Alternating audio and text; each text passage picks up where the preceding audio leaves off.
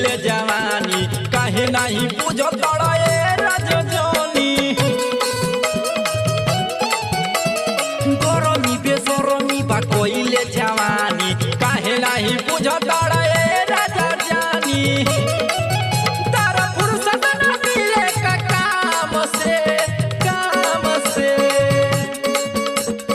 घरे आजा राजा हो या शाम से छुअता पसे नंबर गोदाम से घरे आजा राजा हो या शाम से छुअता पसे नंबर गोदाम से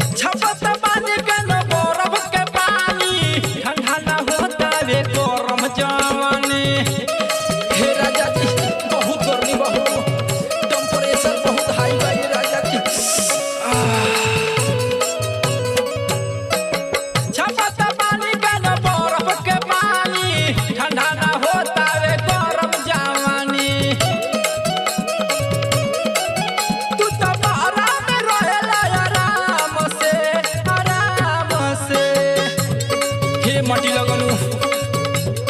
घरे आजा राजा हो या शाम से छुअता पसे नंबर गोदाम से घरे आजा राजा हो या शाम से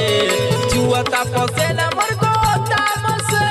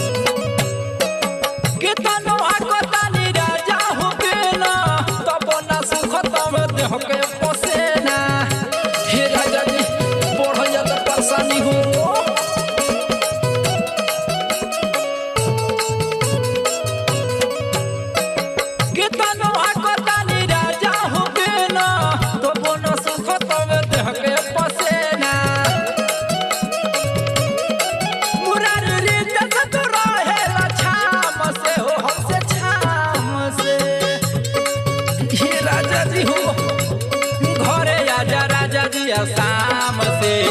छुअता पसे नंबर गोदाम से घरे आजा राजा जिया शाम से